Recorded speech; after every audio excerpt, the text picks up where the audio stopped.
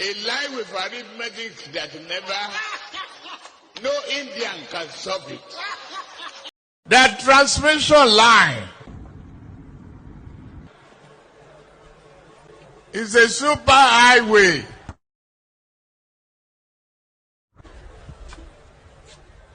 For generated electricity and power. They could not even make a down payment for a roasted corn. So that's a PDP governor, and he doesn't even have to tell anyone, anyone why. Everybody knows why. So from what we already got that, now this one is real, but it's just going to take time before everything will fall into a single place. Tinubu will change Mahmoud Yakubu with a Yoruba person. Right. Maybe not specific, so they will change him. All right. And then some of the supposed opposition state, like, governors. So far, they said there are about 7 of them who have already, because they needed their own second term. Those who are also opting out, they are also trying to negotiate a soft landing for themselves. At least, I can work free if I work for you, sir. And they are supposed to actually be opposition. All right? So the rest is just the usual. Get as many corn as possible. Spread it for the hungry chicken in that place and the angry politicians. We continue to pretend that they have any form of hope to give to you, well, to save you from Tinubu. Here is what one of the APC, Egbekebe's stalwarts, had to say. To him, he believes that they failed the people, no doubt. But those who are trying to claim that they will do better, they are not. So he's practically just asking for a revolution, though, right? But not directly. Here is his own position. Well, I think it's very subjective. So if Malam Nasru said that President Tinubu is the most corrupt, or the APC government is the worst government, when did he realize this? Is it because he is not a minister today? I mean, this was the same gentleman, I said, this was the same gentleman who rallied around for President Tinubu, candidate Tinubu first, who insulted all northern leaders for President Tinubu.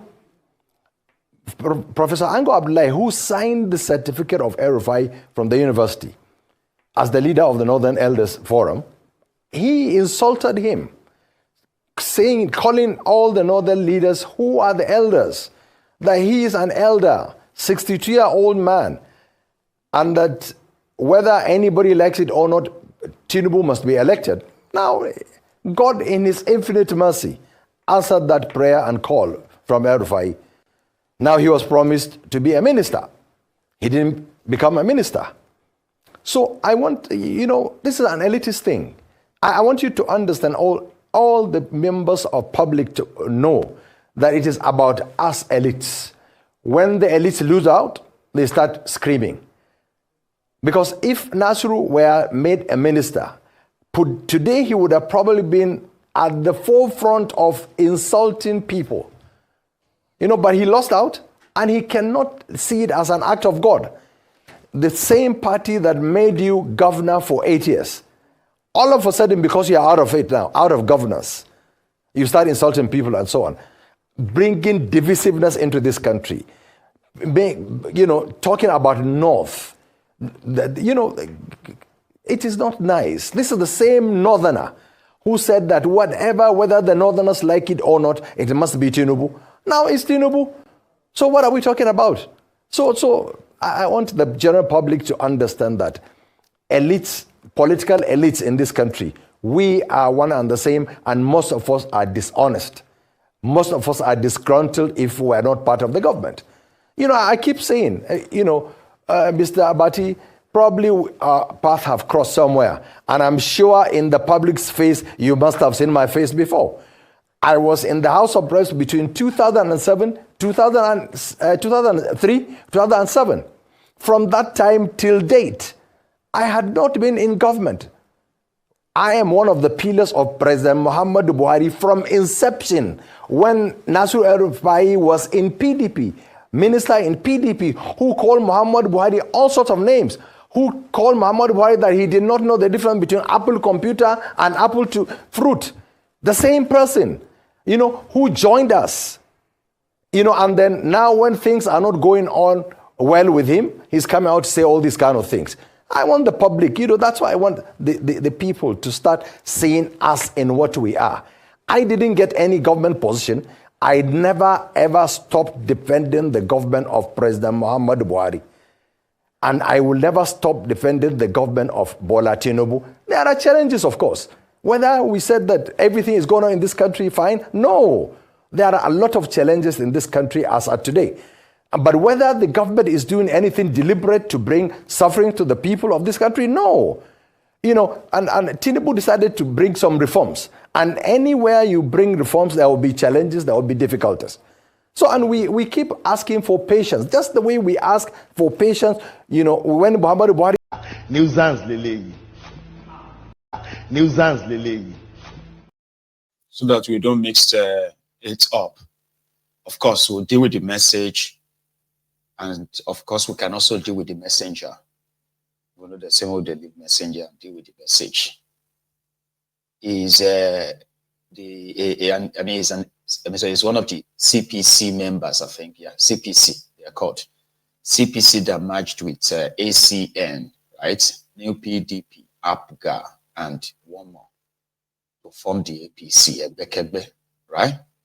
So, he just wants all of us to know that, yeah, you are suffering, yeah, you are going through a lot, of course, but you know what? It's just us, the elite, doing it, okay? So then what should we do? No, all these other elites that are coming to say they want to help you to chase these ones out, they are lying to you. We are all the same, so everybody should just kind of like do nothing or do something. And if it's something that is like all-encompassing, right? That simply means all of them, including the ones that are offering to want to save you from these other ones, right? So you wipe all of them out. A revolution. So then, in Rivers State, where the Wike is one error, mistake that happened to the state that should never have happened, but here they are. In that interview that were the Wike that we listened to earlier, talking about he's not happy that Tinubu saved Ubara by suspending him, humiliating him, and all that stuff undemocratically, because it is illegal on its own. It's illegal. So the women in Rivers State are now doing their own BBOG. Yeah, hashtag BBOG. If you remember very well, right? BBOG, bring back our girls. Yeah, 2014, 2015. But it was 2015, right? No, 2014. It was 2014. I remember now. Anyway, bring back our girls, it's called. Now they have they have revived the same hashtag now, but this time differently. It's now saying bring back our governor, BBOG. Here is one of them. Yeah, here is one of them. Even at the height of provocation, you can see the place is still peaceful. Nobody's fighting. Even at the height of provocation. How is it that it is only in Rivers State that you suspended democracy? How is it that it is only in Rivers State that you're saying that our governor, the person that we went to the polls to elect, should no longer sit in government house? Who does that?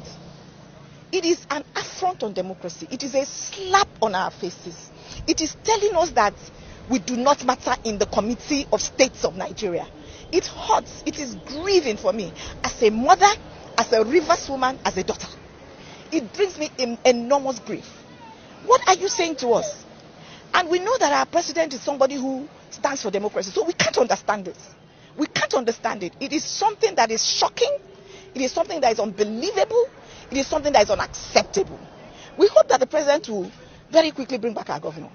Because the man who is in government house, we don't know him. We don't know him. We don't understand who he is. We didn't vote. I didn't vote for him, of course. But madam, he didn't dress the occasion. No. She was supposed to at least dress like somebody who is, okay, I'll take that back. She's beautiful. All right. So that's the women. And there are more. You know, to be the second time in 3 days that the same women have been out. And here is, and they're also wearing red again. BBOG, bring back our girl. Bring back our governor.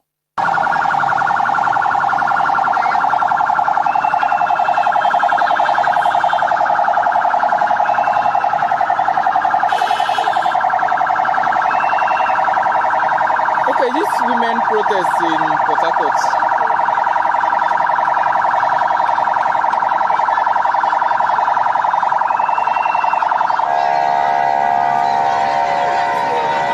Jesus, so much crowd. Oh my Jesus.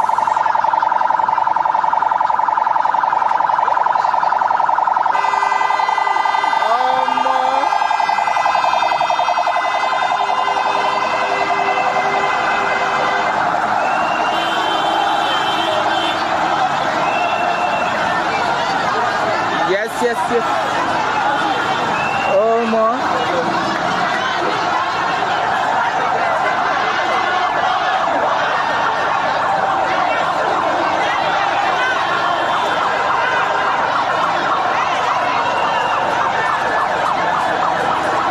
I don't know. I think it's a protest.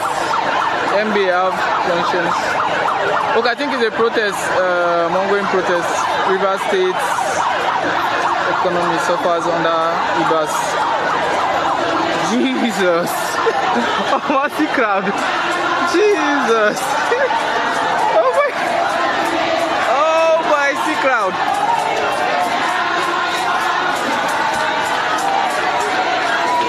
Wow. Yes, so we want him.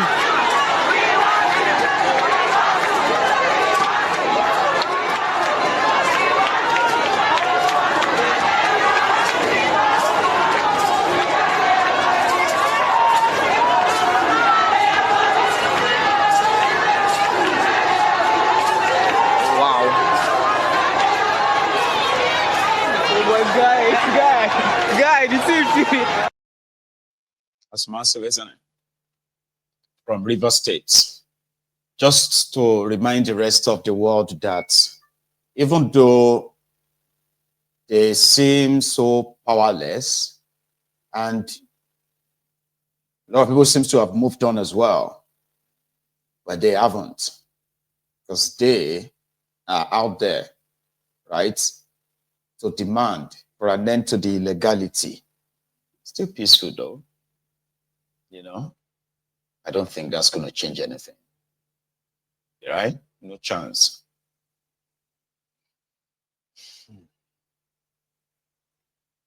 Let us go to Medubet, part of Nigeria. I don't know if you have heard. They said that there is new terrorist group called Mahmuda. And they are operating in the Middle Belt part of Nigeria. The same Middle Belt where the Fulani terrorists have been wreaking serious havoc, slaughtering people. And it's been it's been escalating rather in the last few weeks. The recent time, we have had, over 100 people, right? Over 50 people in Bokos, in Plateau State, in Bassa local government area of the same Plateau States. Over 51 people were also buried in this unmarked shallow grave. In Benue, the killing spree continued to go from one local government to another. Oturukpo has been suffering this organized violence by the Fulani terrorists. I don't know if the Lakurawas have managed to also infiltrate the middle belt part of Nigeria or Mahmuda. They have already started attacking like states like Kwara State. They've covered about 3 local government areas in Kwara State where they have attacked, ransacked, killed, right, bombed villages, and people have been forced to move. In Kwara, in Niger State, again, about 2 local government areas have also witnessed their attacks from this Mahmuda. In Benue State, Plateau State, like I said, there's this recent attack, right? The one that was actually really captured, by the way, is on camera. Okay, I am going to give me a sec.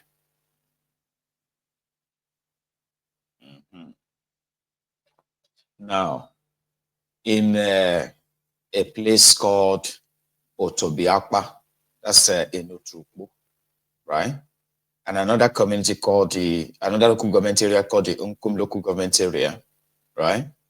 So they have been witnessing the increase in the influx, in the influx of these organized Fulani terrorists in one part of the towns and communities at Tigray. One of them, a young person, recorded the migration of these terrorists, this time some of them with their cows. But he said there were those who migrate by with their cows carrying AK-47, and there are others who also follow them on bikes. They couldn't get closer. 24 hours after that, communities that I mentioned this in these 2 local government areas, right?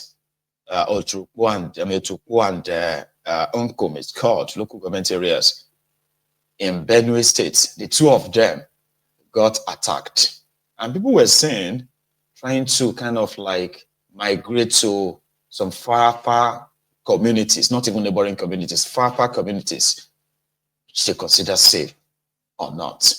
Here in a combined videos, right, where the happenings were actually documented. I'm sorry for the quality of the video, by the way, right? This tells you or gives you the insight into what it is like in those communities. Please watch.